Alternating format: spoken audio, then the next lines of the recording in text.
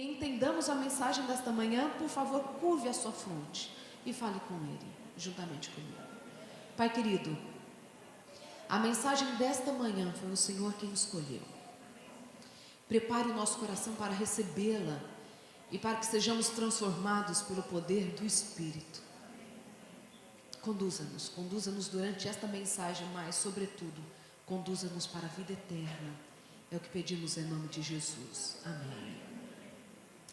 Vi outro anjo que subia do nascente do sol, tendo o selo do Deus vivo, e clamou em grande voz aos 4 anjos, aqueles aos quais fora dado fazer dano à terra e ao mar, dizendo: não danifiqueis nem a terra, nem o mar, nem as árvores, até selarmos na fronte os servos do nosso Deus.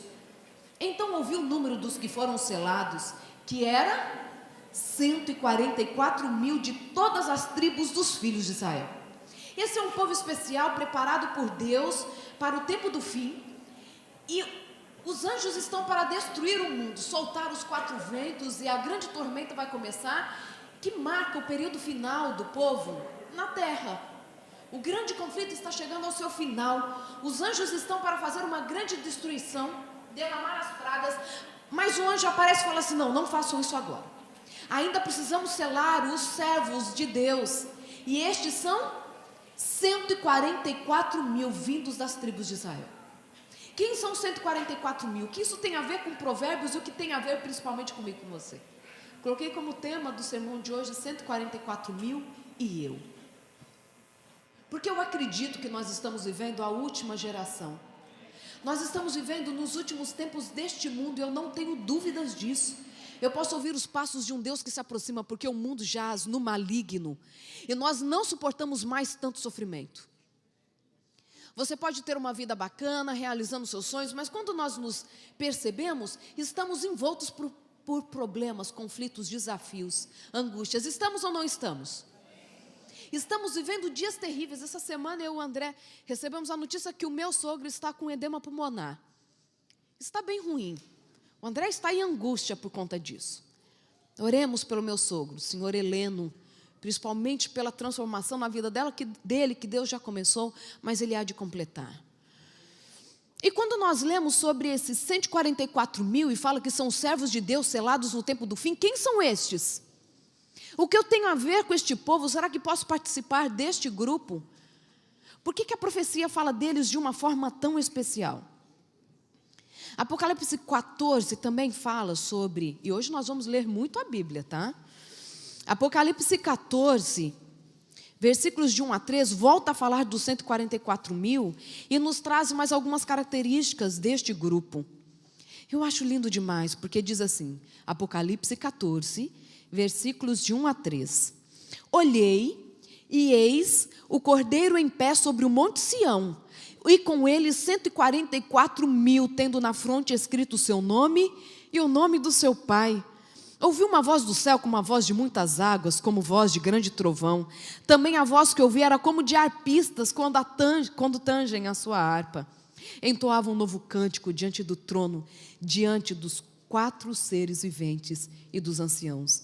E ninguém pôde aprender o cântico, senão os 144.000 que foram comprados da terra. Lá em Apocalipse 7, nós vemos o anjo selando esses 144.000, e agora em Apocalipse 14... nós já vemos este grupo diante do Altíssimo, cantando um cântico que ninguém vai conseguir aprender. Pensa só, nem todos nós, como seres redimidos, perfeitos, se não fizermos parte dos 144.000, nós não vamos nem conseguir aprender esta música, porque ela é desse grupo seleto específico. E o que este grupo tem, o que ele tem a ver com Provérbios, e ao mesmo tempo o que tem a ver com Gênesis? Na verdade, nós já temos muitas dicas que esses 144.000, eles são descendentes de Israel. E quando continuamos lendo o capítulo 7, nós percebemos que são 12.000 de cada uma das 12 tribos.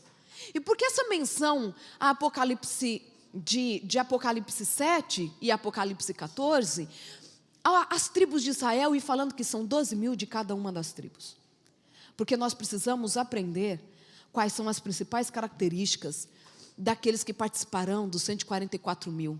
E isso aprendemos com Israel. Sim, aquele que antes era Jacó. E o que fez de diferença na vida dele para que ele passasse a ser Israel. Convido a você para que vá lá para o livro de Gênesis, capítulo 27. Gênesis, capítulo 27, uma história que você conhece.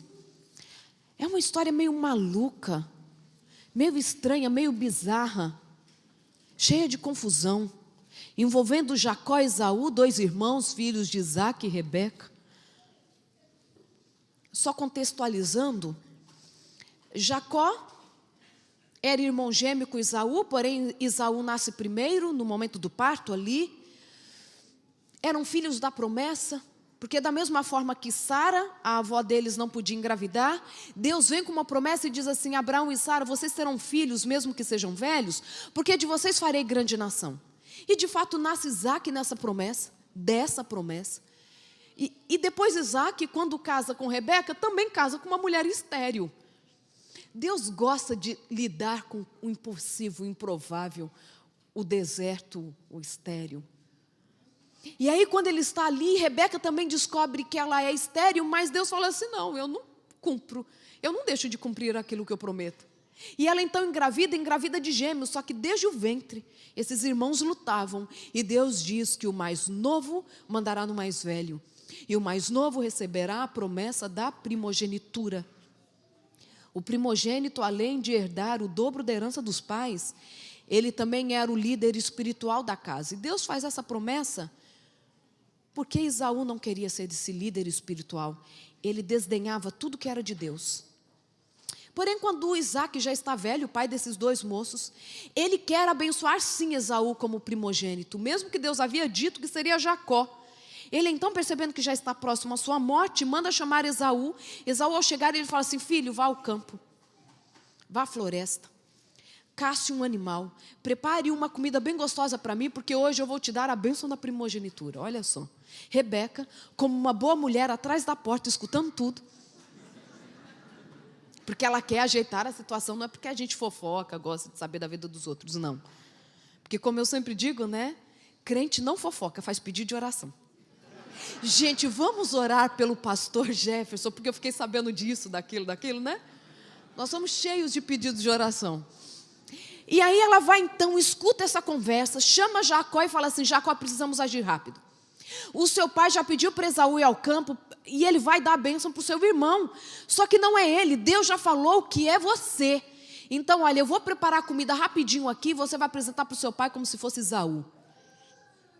Ô mulheres, quando deixamos de ser guiados pelo Espírito, estragamos até as promessas de Deus. Quando a gente fala demais, quando a gente dá pitaco demais, quando nós achamos que sabemos demais, nós podemos estragar gerações. E aí então, ela prepara a comida, está tudo pronto, aí Jacó só lembra de um simples detalhe: mãe, como que vai ser isso? Esaú é peludo e eu não sou peludo. É tanto que Esaú significa peludo. Eu sou assim, ó, liso. Ele é peludo. Meu pai não está enxergando mais, só que ele vai apalpar com certeza. Eu já não tenho a voz de Esaú. E eu não vou ter a sensação tátil de Esaú, porque eu não tenho pelo. O que a gente faz? Ela falou assim: filho, isso é tão simples. Eu vou te vestir de palhaço. Porque foi isso que ela fez, né? Pegou ali as peles do animal, grudou tudo no corpo de Jacó, para quando ele chegasse perto do pai, o pai, ao apalpar, ia perceber, ia achar que era Esaú. Então ele se veste de palhaço, vai até diante do pai, para apresentar um guisado e para receber a bênção como se ele fosse Esaú. E aí é que entra a característica do que Deus quer fazer com 144 mil. E nessa história de confusão nós encontramos ali, ó, Gênesis 27.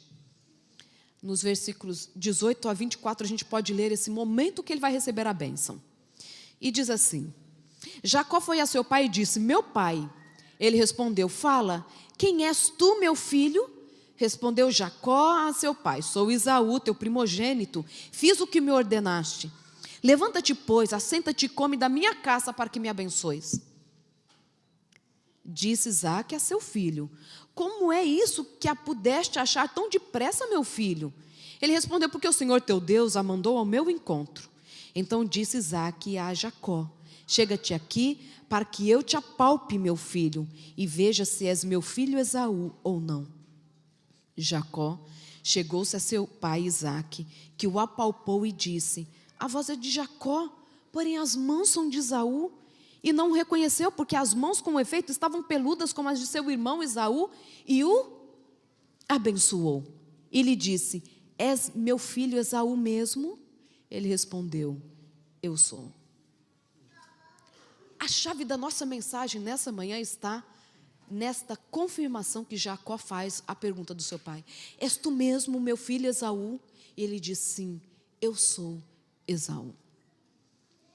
Pelo relato bíblico, logo na sequência chega Esaú e percebe que havia sido roubado pelo seu irmão, fica super furioso. E a mãe, percebendo que Esaú vai matar o seu filho amado, Jacó, fala assim: foge para a casa do meu irmão Labão, e lá fique até que passe a ira do seu irmão. Isaque percebe, fica confuso por ter abençoado o filho errado. Jacó então tem que fugir e vai para a casa de Labão. E fica ali morando por 21 anos. Simplesmente porque quando o seu pai lhe fez uma pergunta: qual é o seu nome? E ele respondeu que ele era Esaú. 21 anos morando numa condição não favorável. Numa condição onde ele tinha tudo que aparentemente era bom ter, porque era rico. Apesar de ter casado com a irmã mais velha e a que ele não amava, depois consegue casar com a Raquel, que era a mulher dos seus sonhos. Tem filhos, mas não está feliz. Se sente oprimido pelo sogro, um homem terrível, um homem que o desprezava, um homem que o roubava, que o escravizava. Isso que a Bíblia só fala do sogro, imagina se fala da sogra. As palavras não conseguiram nem colocá-la na Bíblia. Eu não quero nem imaginar. Não que as sogras sejam más, mas em terras distantes, de vez em quando as noras não dão bem com elas. Só em terras distantes. Eu escrevi um capítulo para um livro, que ainda nem publiquei, e eu falo sobre os relacionamentos difíceis e como lidar com esses relacionamentos. E por incrível que pareça, até mesmo a psicologia fala que a relação mais desafiadora do mundo ainda é da sogra e da nora. Sabiam que isso é científico? Não sou eu que acho, a ciência acha. E ainda é mais desafiador para a nora do que para a sogra. Óbvio, que só sou nora, ainda não sou sogra. É tão interessante que ele vai lá e fica sofrendo 21 anos por conta de uma pergunta que ele respondeu com mentira. E é tão interessante que quando ele está voltando para a casa da terra dos seus pais, né? Porque Jacó, ele teve que sofrer a ausência e não pôde enterrar nem o seu pai nem a sua mãe. Ele sai fugido de casa, o seu pai morre, a sua mãe morre, e ele não pode estar no enterro dos seus pais. Não pode nem estar ali para receber de fato o dobro da herança, olha só. Porque quando perguntou para ele qual é o seu nome, ele respondeu: sou Esaú, seu filho. O pai pergunta de novo: qual é seu nome mesmo? Porque parece que é Jacó pela voz, mas as mãos são peludas como de Esaú. Qual que é seu nome mesmo, meu filho? E ele fala: sou Esaú. E deixa de falar que ele é Jacó. Foge, sofre, chega a hora de voltar para casa, porque nós, por mais que fujamos de Deus, chega uma hora que a gente tem que voltar. Se você quer ter uma vida em abundância, como está prometido em João 10, capítulo 10, chega uma hora que você precisa voltar. E quando nós encontramos então, Jacó decide fugir do seu sogro. Olha como um moleque tem que fugir para se livrar das garras daquele homem que o oprimia já por 21 anos. Trabalhou 14 anos de graça só para pagar o dote das suas esposas. E agora depois trabalhou mais 7 para pagar pelo rebanho. Pagava até a ovelha que morria lá no campo porque algum animal havia matado. Agora então pega a sua família na noite, às escondidas, e foge. Nessa fuga a gente sabe que muita coisa acontece, mas eu quero que nós olhemos para a chave. Começa lá com ele falando que ele é Esaú, que ele não é Jacó. Mas aí nós encontramos nessa volta, e em toda a volta é necessário transformação. E quando ele volta, nós encontramos lá aquela história tão linda que todo mundo conhece, quando Jacó luta com Deus no Vale de Jaboque. Olha que coisa linda, ele está voltando em angústia, vai sozinho para o Vale de Jaboque, para ter uma noite a sós com Deus, e todos nós precisamos de momentos a sós com Deus. Congregar-nos é importante, é indispensável, mas precisamos todos os dias ter um encontro com aquele que pode entender o nosso coração e, sobretudo, transformá-lo. Gênesis 32, a partir do versículo 22, é lindo, estupendo, e aqui começa a possibilidade de surgir os 144.000. Levantou-se naquela mesma noite, tomou suas 2 mulheres, suas 2 servas, seus 11 filhos e transpôs o val de Jaboque. Tomou-os e fê-los passar o ribeiro, fez passar tudo que lhe pertencia, ficando ele só, sem nada, sem um bem nenhum, sozinho. E lutava com ele um homem até o romper do dia. Vendo este que não podia com ele, tocou-lhe na articulação da coxa, deslocou-se a junta da coxa de Jacó na luta com o homem. Disse este: deixa-me ir, pois já rompeu um dia. E respondeu Jacó: não te deixarei ir, se não me abençoares. Gente, esse verso muitas vezes as pessoas confundem com bênçãos materiais, não é? Agarra no Senhor, segura nele, lute com ele a noite toda e não deixe ele ir enquanto ele não te abençoar. Quer uma casa nova? Faça isso. Quer um emprego novo? Faça isso. Quer documento? Faça isso. Agarra em Deus à noite, como fez Jacó, e fala assim: não deixe o Senhor ir enquanto não me abençoares. Porque não foi isso que Jacó fez? Olha que coisa linda como Deus responde a esse pedido de Jacó, que está ali lutando. Jacó estava com medo de ser morto pelo seu irmão, porque ele já sabia que Esaú tinha saído com um exército para matá-lo. E ele sabia que ele merecia morrer. Ele havia traído o seu irmão, havia traído o seu pai, havia traído Deus. Ele está ali lutando com Deus, luta a noite inteira. E Deus fala assim para ele: deixe-me ir, porque o dia já está nascendo. E Jacó fala assim: eu não deixo o Senhor ir enquanto não me abençoares. E olha só a bênção que vem no verso seguinte, versículo 27. Perguntou-lhes: como te chamas? Ele respondeu o quê, irmãos? Jacó. Então disse: já não te chamarás Jacó, e sim Israel, pois como príncipe lutaste com Deus e com os homens e prevaleceste. Pensam que a bênção que Jacó precisava para a vida dele era ter a oportunidade de responder com sinceridade quem ele era. Quando ele fala assim: Senhor, eu não te deixo ir enquanto não me abençoares, Deus imediatamente pergunta para ele: como te chamas? Porque Deus precisava saber se Jacó estava arrependido do que fizera. Porque lá em Gênesis, como nós lemos, Gênesis 27, quando seu pai faz a pergunta: como te chamas? Ele responde: Esaú. E por conta disso ele sofre 21 anos. E agora, para que ele se sinta abençoado de novo, Deus pergunta para ele: como te chamas? Volta lá à origem, 21 anos atrás. Ele responde: Jacó, o enganador, este homem miserável que sou.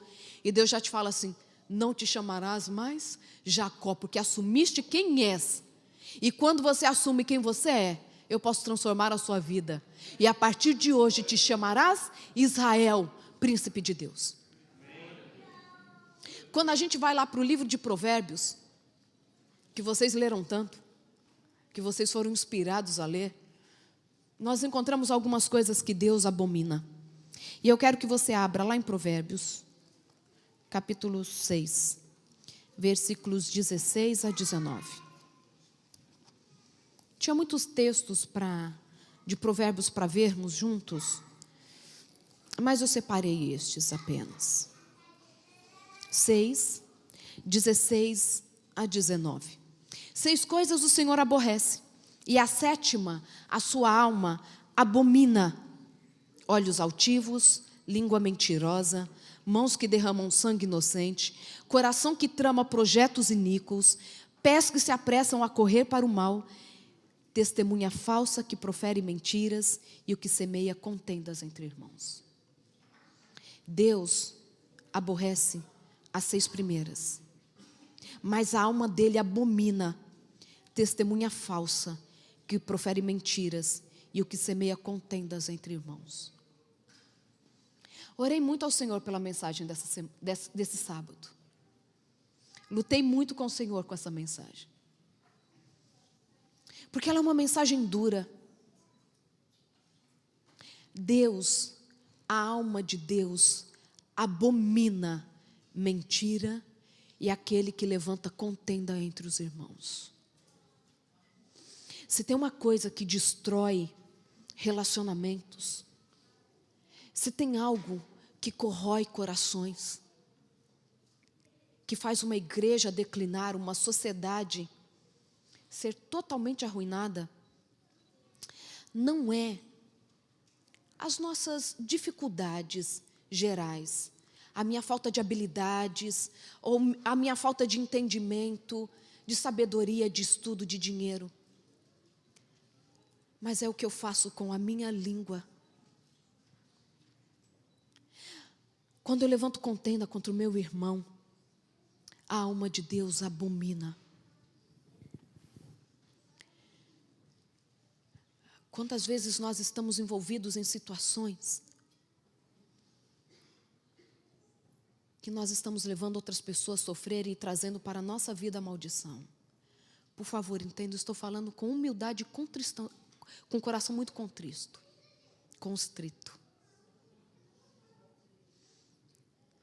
E ontem, refletindo novamente sobre essa mensagem, eu confesso para vocês que eu tive vontade de chorar. Porque quando eu olho para mim, eu vejo que miserável homem que sou, quem me livrará do corpo dessa morte? Porque nós temos prazer na mentira e na fofoca. Quantas vezes estamos dizendo ser quem não somos? Quantas vezes estamos dizendo assim, porque eu no lugar do pastor, eu teria feito isso, aquilo, porque eu não gosto do estilo de fulano, eu nem entendo porque ciclano foi escolhido como ancião, olha a vidinha dele. Nós estamos o tempo todo achando que somos melhores do que os outros e achando que merecemos mais do que os outros, mas creia no que Deus diz. Você precisa olhar para você mesmo e descobrir quem é você. E diante de Deus colocar as suas falhas de pecado, as suas falhas do caráter. A bênção que Jacó precisava era a mudança do próprio caráter. Deus não podia dar para ele um novo nome se ele não tivesse um coração novo. Deus, Ele está disposto a mudar em nós o que precisa ser mudado. Quando ele encontra com Zaqueu, Deus não muda o nome de Zaqueu, porque Zaqueu significa puro. O que ele precisava mudar era a atitude de Zaqueu, deixar de ser um homem que maltratava o seu povo e cobrava impostos, talvez além do que ele devia cobrar. Deus chega e fala assim, hoje eu vou entrar na sua casa porque eu quero fazer mudança lá. O seu nome eu não preciso mudar porque ele já é de acordo com a minha vontade. Eu preciso mudar você. Queridos, quando a gente estuda na neurociência sobre fofoca, por exemplo, sabia que a gente estuda sobre fofoca? Tem toda uma linha de pesquisa sobre fofoca. E o que ela causa no nosso cérebro, quais são as regiões do cérebro que são ativadas, e alguns estudos são muito interessantes. Um deles, feito pelo Dr. Peng e colaboradores, eles fizeram um estudo de tomografia funcional, para ver quais as regiões do cérebro são ativadas, né? A gente faz uma tomografia funcional para que a gente descubra qual região do cérebro é ativada numa circunstância, ok? E aí, foi apresentado para este grupo de voluntários 3 tipos de notícias, sobre 3 tipos de pessoas. Primeiro, sobre eles mesmos, falando coisas positivas sobre o voluntário, coisas negativas sobre o voluntário, comentários negativos e positivos também de celebridades e dos seus melhores amigos, ok? Então, eram 3 grupos, de 3 grupos que eles recebiam informações. Quando eles estavam recebendo essas informações, então, as tomografias mostravam algo muito interessante.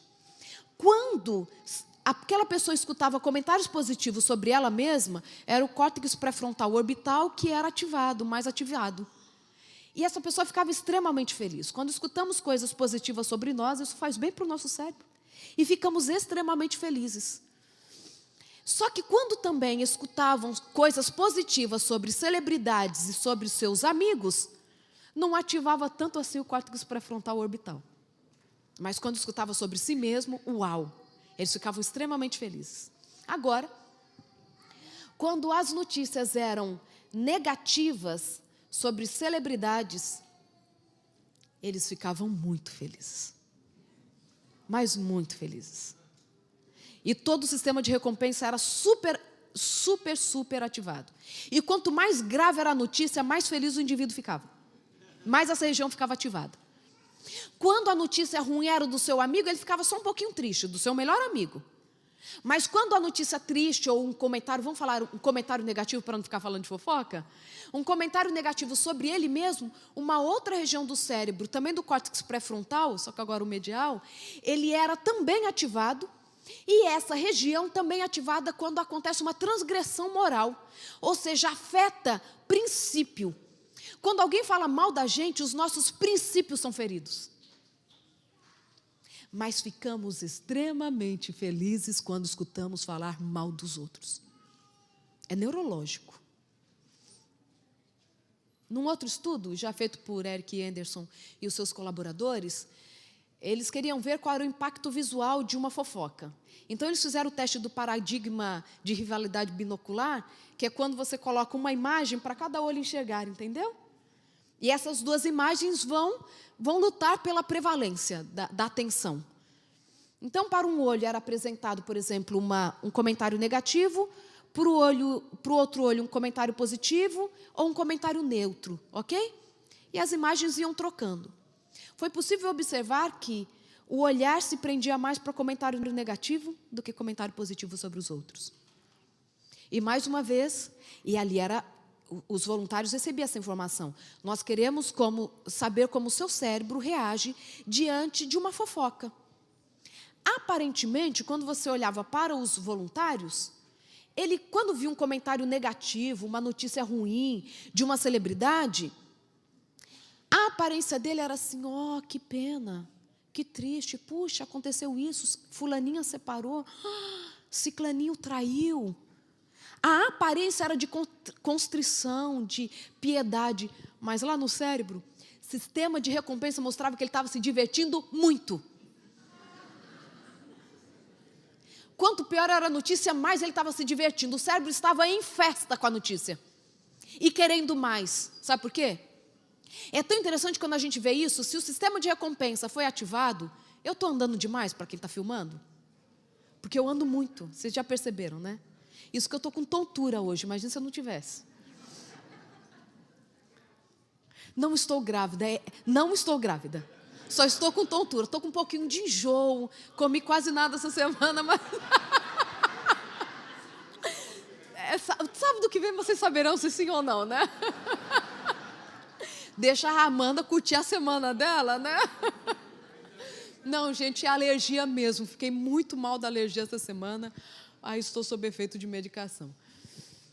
Mas é tão interessante que quando o sistema de recompensa ele é ativado durante a fofoca, a gente gera um princípio do vício. Fofoca vicia.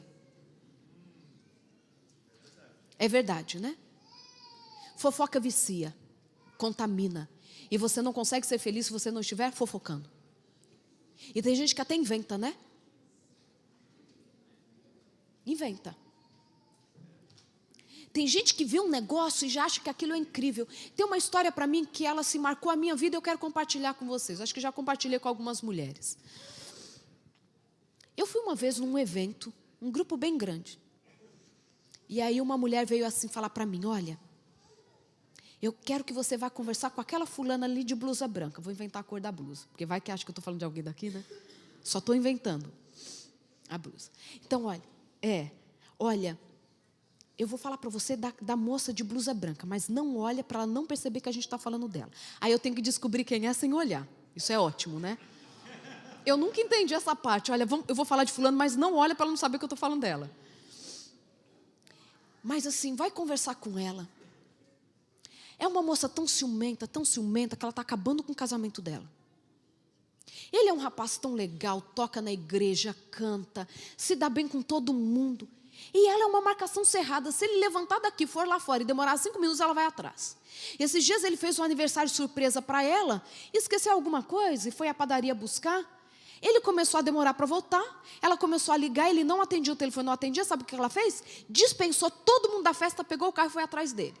Ela acabou com o aniversário dela, que ele fez com tanto carinho para ela.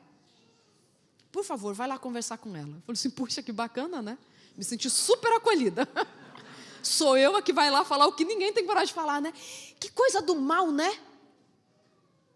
A gente acha uma coisa das pessoas, a gente não tem coragem de falar e fica fazendo rodeio, igualzinho Satanás fez no céu. Que custou a morte de um Deus. Isso é muito sério. Custou a morte de Deus, fofoca. E aí, como se não bastasse aquela pessoa falar comigo, vieram mais 2, 3. Eu falei assim, gente, a coisa deve estar grave mesmo.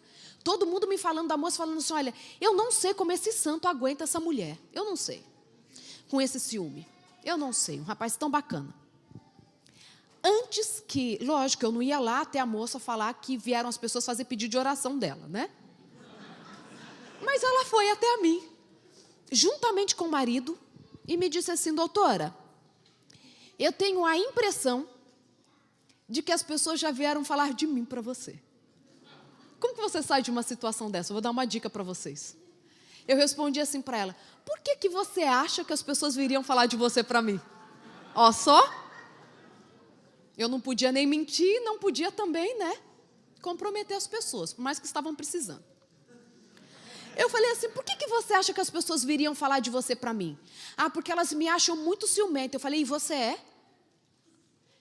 Ela falou assim, olha, doutora, as pessoas acham que eu sou. Porque esses dias, inclusive um dos exemplos que eu quero te dar, esses dias o meu marido fez um aniversário para mim surpresa, saiu para buscar alguma coisa, como ele não voltava, acabei com o aniversário e fui atrás dele.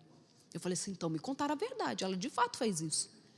E eu falei assim, então por que você fez isso? Você é ciumenta? Ela falou assim, doutora, eu preciso te contar a verdadeira história. Eu e meu marido viemos de uma cidadezinha pequena de outro estado.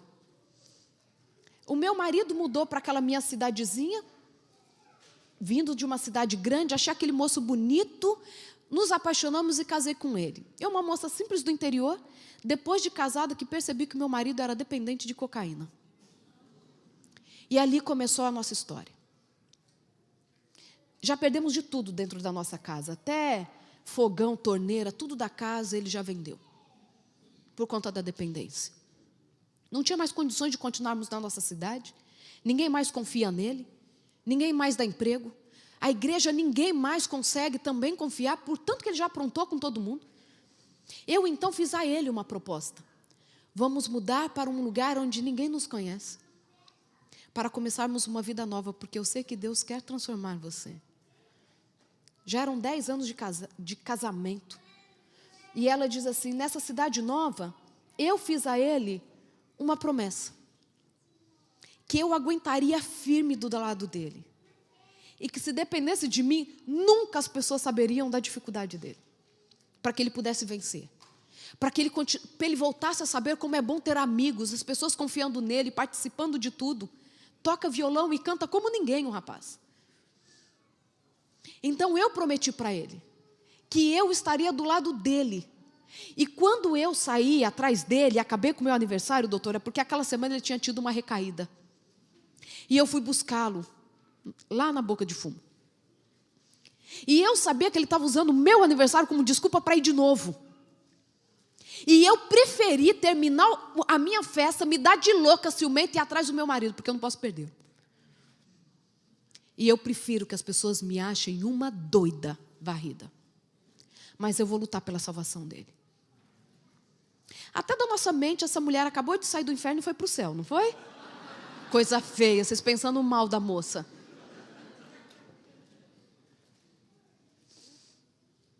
Os nossos comentários, eles precisam ser para construir e jamais para destruir.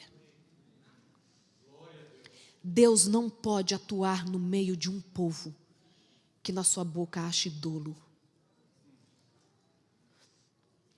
Deus não pode transformar a minha vida enquanto eu achar que eu sou melhor que o outro.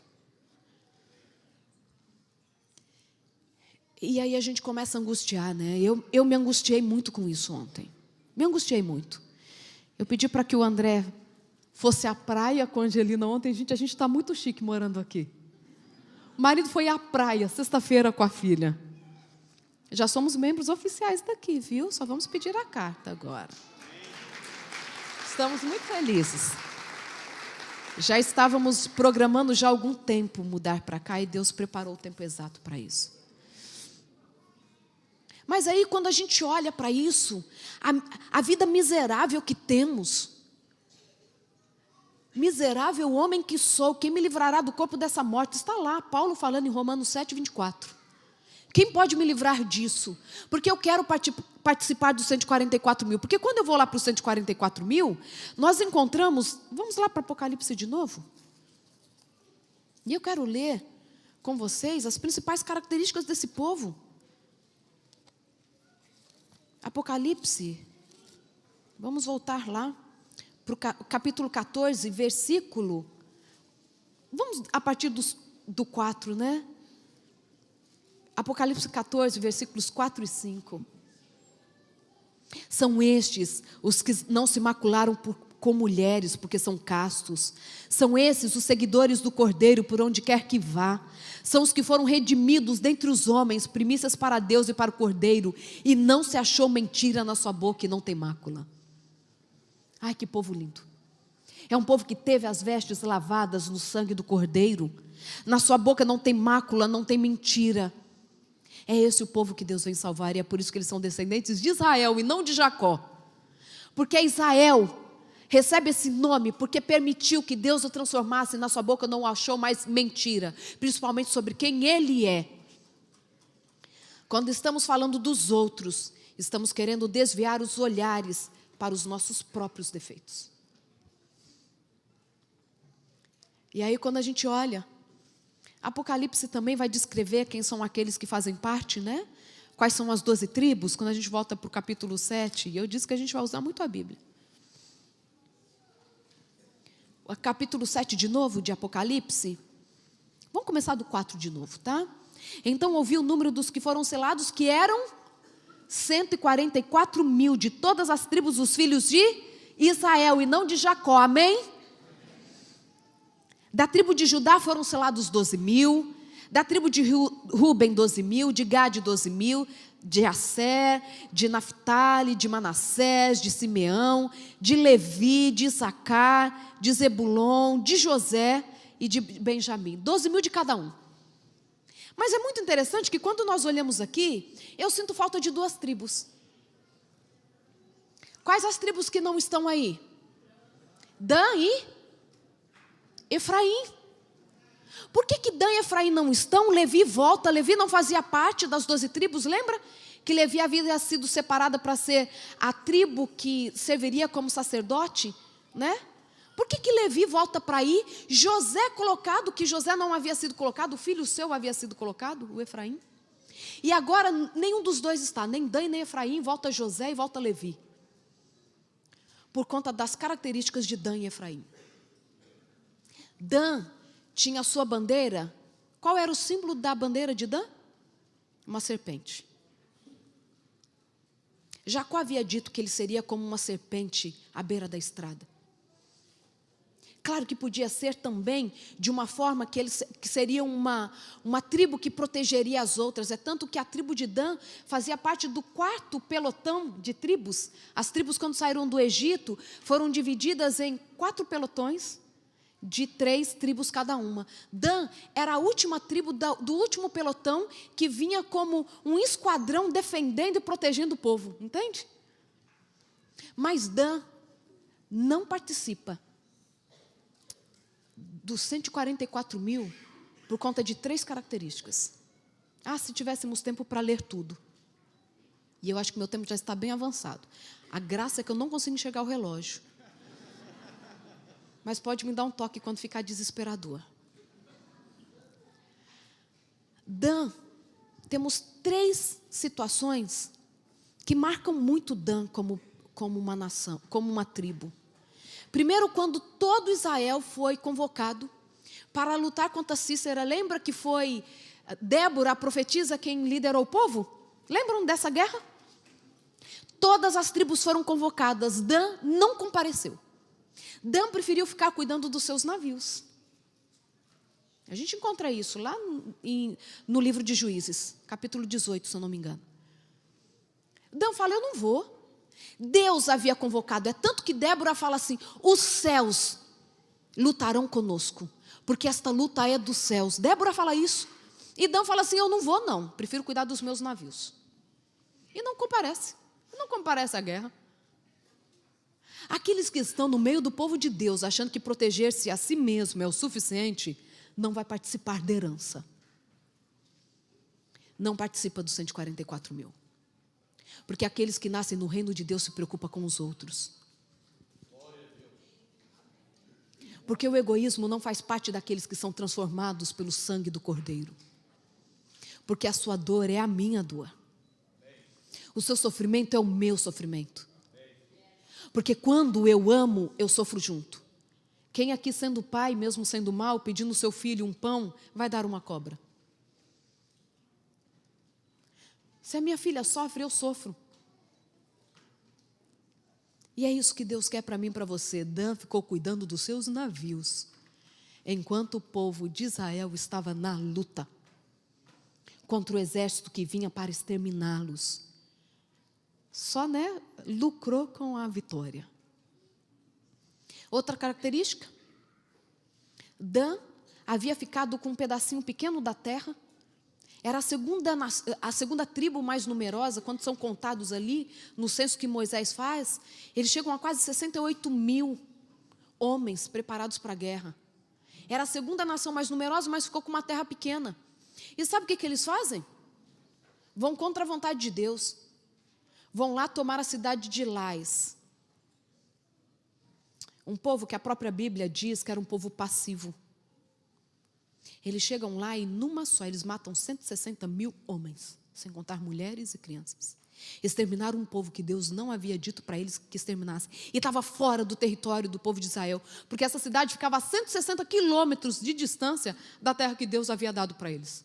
160 quilômetros de distância, gente. Por que eles foram para lá? Pegaram um povo na traição, mataram um povo que nem aparentou resistência, porque era um povo passivo, e Deus não havia dito para eles para derrotar esse povo. Não estava na lista do povo que deveria ser exterminado. Eles foram cruéis. E a outra característica, na qual nós também incluímos a tribo de Efraim, por isso que não estão lá, adoram outros deuses. Encontramos isso em Oséias. Encontramos isso, Deus falando para eles em Deuteronômio, que aqueles que seguissem outros deuses, ídolos, seriam extirpados das tribos de Israel, não seriam contados no meio do povo de Deus. Isso estava escrito lá em Deuteronômio. Eles vão atrás de outros ídolos. E a gente tem como isso ficou marcado no reino de Jeroboão, lembra? Quando ele escolhe Samaria como a capital das tribos de Israel, para que eles não subissem até Jerusalém, para adorar a Deus, e diz assim: nós temos o nosso Deus em Samaria. Os deuses que nos tiraram do Egito. Não se engane. Ídolos não são só aqueles que nós estamos vendo uma imagem e nos prostramos diante e achamos que elas podem transformar a nossa vida. O ídolo pode ser simplesmente eu. Os meus desejos, os meus projetos, o meu jeito de pensar. Qualquer coisa que ocupe o lugar de Deus na minha vida, até a sua moral. Porque o jeito que eu penso é certo. Deus está falando para fazer assim, mas eu conheço um caminho melhor. A igreja diz que é assim, porque está inspirada na Bíblia, segue a Bíblia, mas eu tenho um planinho, gente, que funciona muito melhor na minha vida do que esse. A Bíblia é clara, sábado é de pôr do sol a pôr do sol. Mas a vida nos Estados Unidos é tão corrida que a gente só guarda no sábado 9h30 da manhã. Desculpem. O povo que faz parte dos 144 mil não tem mácula. É o povo que segue o Cordeiro para cima e para baixo. E não segue o Cordeiro só no céu, segue na sua vida aqui na terra. E é tão interessante que quando a gente vai olhar para como a Bíblia, coloca as 12 tribos aqui em Apocalipse 7, vocês percebem que a primeira tribo que aparece é a de Judá, lá no versículo 5. A Bíblia ela muda aqui no Apocalipse 7 toda a sequência das tribos de Israel. Não simplesmente tira Dan e Efraim e coloca José e Levi no lugar, mas também muda a ordem dos filhos de Israel. coloca Judá primeiro, sendo que Judá era o quarto filho. Rúben, que era o primogênito, está em segundo lugar. E aí vem uma sequência de mudança de ordem. E aqui é que meu coração ontem consolou. Eu confesso para vocês que eu estava muito angustiada mesmo. Muito angustiada. Eu falei assim, Senhor, como nós podemos ser salvos? Nossa boca tem dolo. Nossa boca tem calúnia. Nós fofocamos, falamos mal do outro, achamos que somos a referência da verdade absoluta, do exemplo infalível. Mas miserável homem que sou, quem me livrará do corpo dessa morte? E é tão interessante que quando Paulo escreve sobre isso, ele está falando de um costume mesmo da época, uma punição para o homicida. Porque quando alguém matava alguém, uma das punições poderia ser amarrar o corpo do morto, a quem ele matou, nas costas. E ele era mandado para o deserto. E ele ia morrer no deserto com aquele corpo amarrado no corpo dele. Então, no que os vermes começavam a comer aquele corpo, já em putrefação, também começava a comer o corpo do vivo, daquele que havia matado.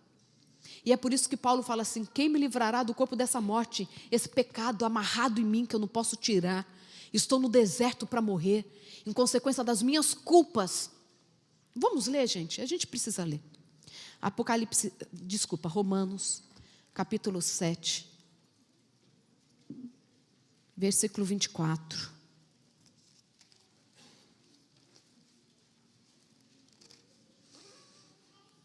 Desventurado homem que sou, quem me livrará do corpo desta morte? Eu falei assim, Senhor, como que pode ser? Eu sou miserável. Estava falando de mim para Deus ontem. Sou miserável, como o Senhor pode me transformar? Como que eu posso ser melhor? Eu olho para os estudos científicos e mostram que o meu cérebro gosta do que é ruim. Que eu posso ter uma aparência de quem sofre, mas no fundo eu estou me divertindo com notícia ruim. Ah, queridos, Deus não nos deixa desamparados. E aí quando a gente vai para o capítulo 8, aí na sequência, nós encontramos os versos mais lindos que tem. Para mim estão entre as pérolas. Agora, pois, capítulo 8, versículo 1, olha só. Agora, pois, já nenhuma condenação há para os que estão em Cristo Jesus. Porque a lei do Espírito da vida em Cristo Jesus te livrou da lei do pecado e da morte. Porquanto que for impossível a lei no que estava enferma pela carne, isso fez Deus enviando o seu próprio Filho em semelhança de carne pecaminosa. E aí, quando nós vamos lá para o final do capítulo, lá para o versículo 31, nós encontramos assim, pois, que diremos, pois, à vista dessas coisas, se Deus é por nós, quem será contra nós?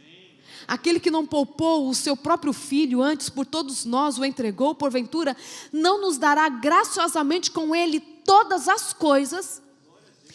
Quem intentará acusação contra os eleitos de Deus? É Deus quem os justifica. Quem os condenará? É Cristo Jesus quem morreu, ou antes, quem ressuscitou, o qual está à direita de Deus e também intercede por nós. Quem nos separará do amor de Cristo? Será a tribulação, a angústia, a perseguição, fome, nudez ou perigo ou espada? Como está escrito, por amor de ti, somos entregues à morte todos os dias. Fomos considerados como ovelhas para o matadouro. Em todas essas coisas, porém, somos mais que vencedores, por meio daquele que nos amou.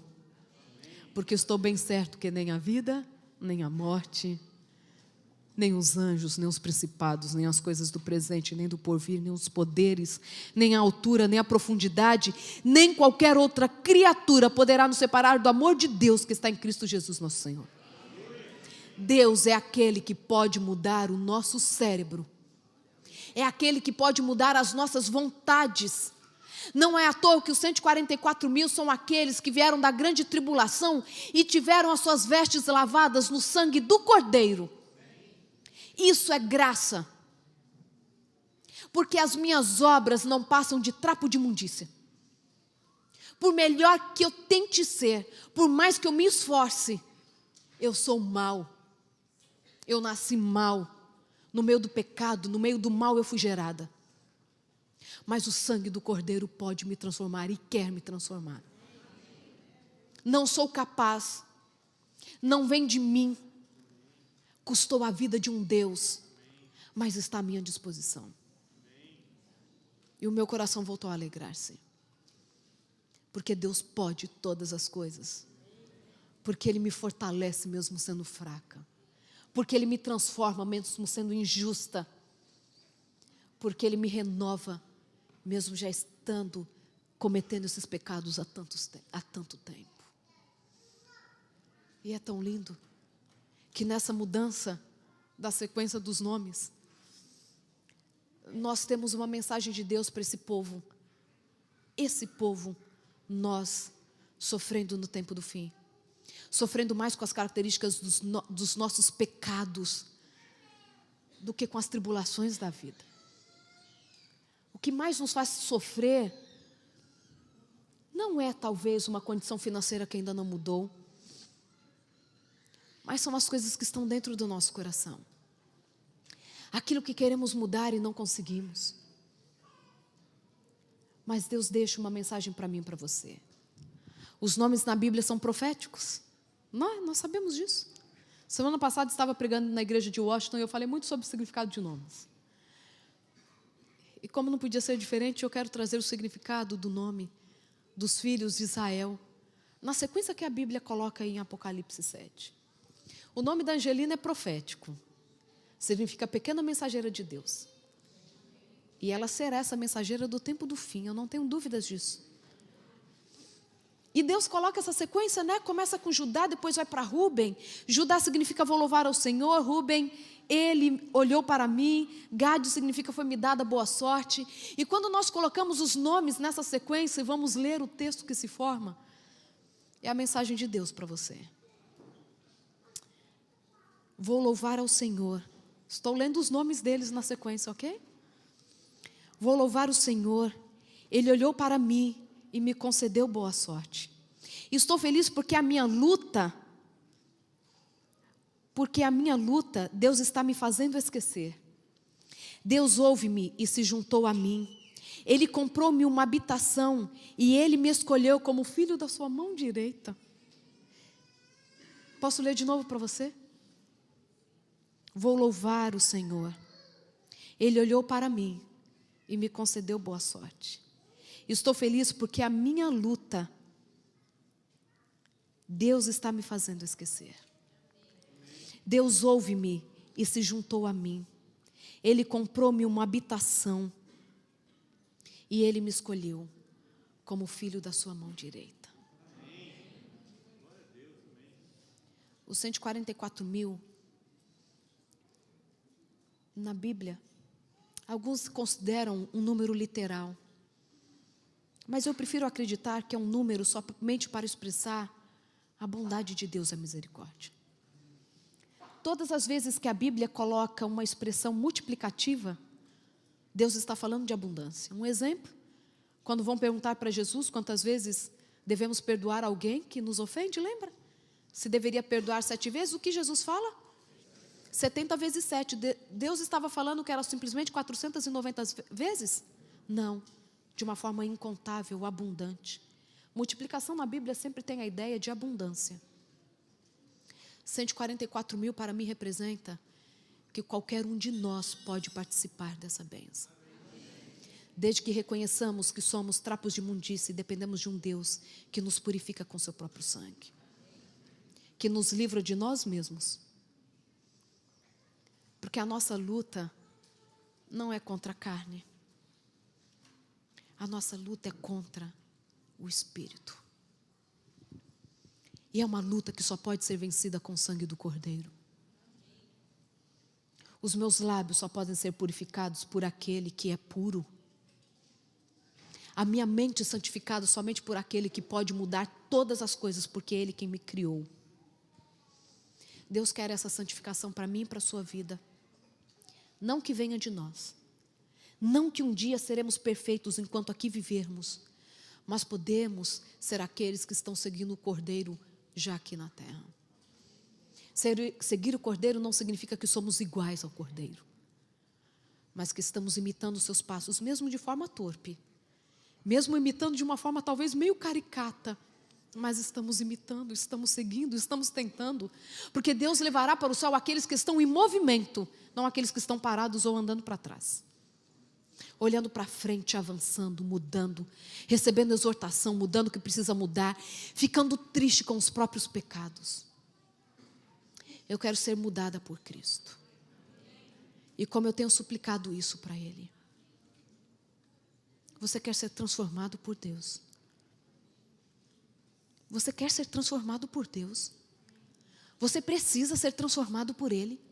Eu preciso ser transformada por Ele, para que dos meus lábios só saiam palavras de bênção, para que os meus olhos se prendam no que é bom, para que o meu coração se regozije com as bênçãos que os outros recebem, e que eu possa estar sempre abundante de amor para aqueles que aparentemente não merecem. Eu gosto do que Madre Teresa de Calcutá dizia: as pessoas boas merecem o nosso amor, as más precisam dele. Eu quero fazer uma oração, entregando a nossa vida para Deus. Eu sei das coisas que eu preciso mudar, algumas, porque muitas delas o pecado nem me deixa enxergar. Mas eu quero que Deus sonde o meu coração, que Ele me transforme, porque Deus tem uma nação eleita, povo santo, o seu sacerdócio na terra, e eu quero fazer parte desse povo, não porque eu sou o melhor, mas porque Jesus morreu e quer que o máximo de pessoas saibam que existe salvação, que existe transformação, que existe vida nova e abundante quando estamos com Ele. Se você quiser, essa ainda não é a oração final, provavelmente, mas eu quero ajoelhar diante de Deus. Eu quero colocar o meu trapo de imundícia diante dEle e pedir para que Ele me livre do corpo dessa morte, para que as pessoas possam ver em mim a face dEle. Porque se não for viver para Ele, para que a gente está vivendo? Se não for para ser luz, para que nós estamos aqui? Se não é para trazer novidade de vida para os outros, por que eu quero ser chamada de cristã? Se for só uma teoria, por que estou presa com esse fardo que não transforma a minha vida?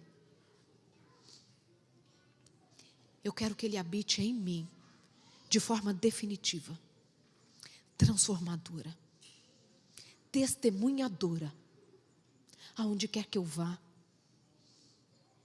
Eu quero que as pessoas olhem para mim e falem assim: por favor, me dê do seu Deus, porque eu quero ser diferente. Eu quero sentir a sua paz.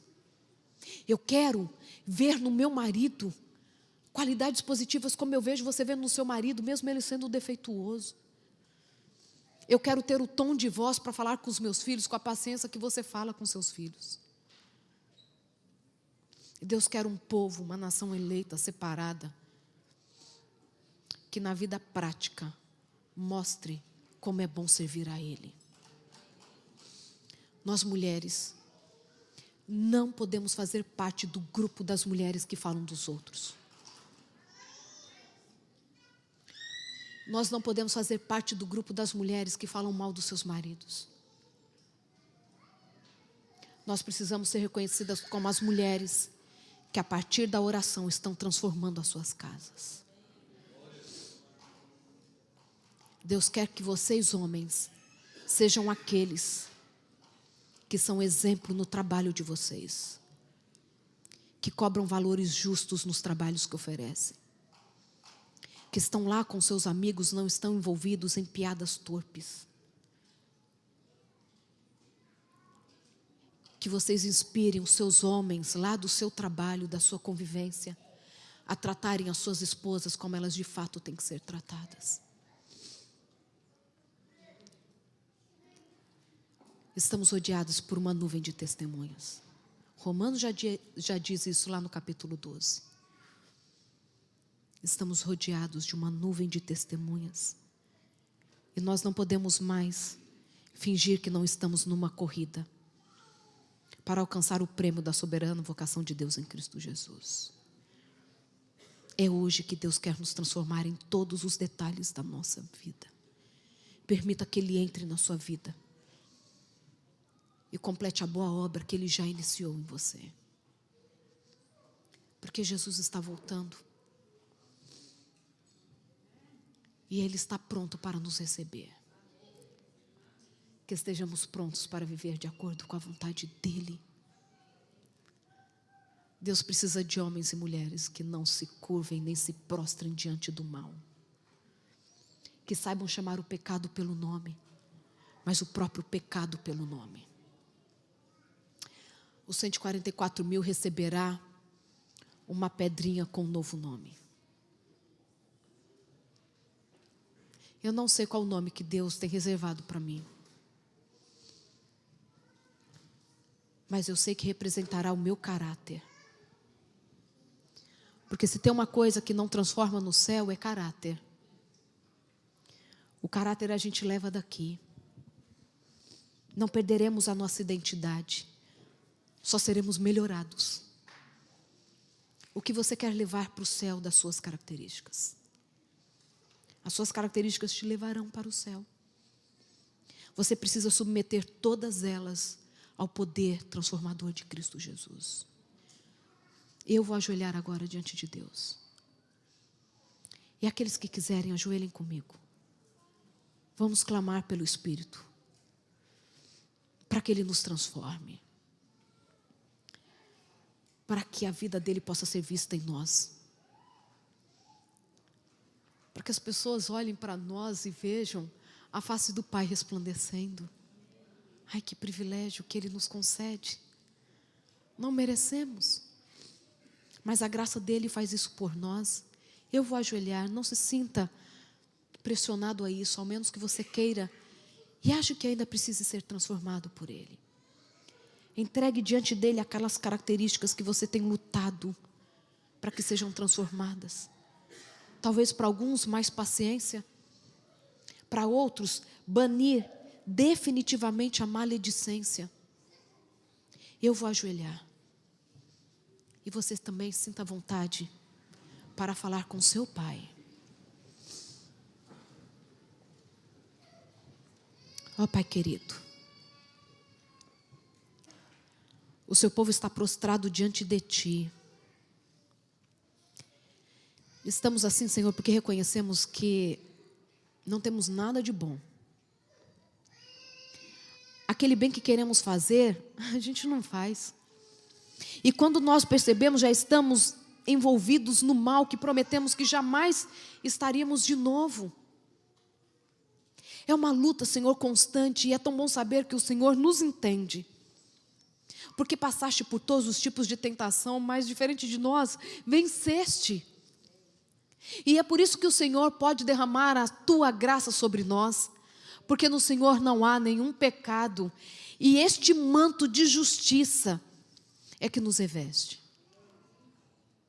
Ó Senhor, Tu sabes o que precisa ser mudado no meu coração. E neste momento, Senhor, o Senhor está escutando o que precisa ser mudado na vida de cada um aqui. Eu não sei o que passa no coração do Teu povo querido. Eu não sei das lutas que enfrentaram durante essa semana. Eu não sei qual foi o pecado que prometeram jamais cometer, mas cometeram durante essa semana. Quantos de nós, Senhor, na impaciência da vida, temos atropelado os nossos relacionamentos? Quantos de nós, Senhor, muitas vezes estamos na sociedade com uma aparência tão diferente daquilo que de fato somos? Estamos dizendo que somos uma coisa, mas no fundo somos outras, igual fez Jacó. O enganador, dizendo que era Esaú. Mas é tão bom saber que um dia o Senhor, mesmo que seja no vale do sofrimento, tem um encontro conosco. E ali então podemos nos reconhecer da forma que somos. Sabe por quê? Porque no momento que nós reconhecemos o que somos, o Senhor faz como fez com Jacó. Imediatamente muda. Porque nenhum pecador chegou até o Senhor que tenha saído sem transformação. Que possamos nos colocar diante de Ti para recebermos a Tua graça, Pai.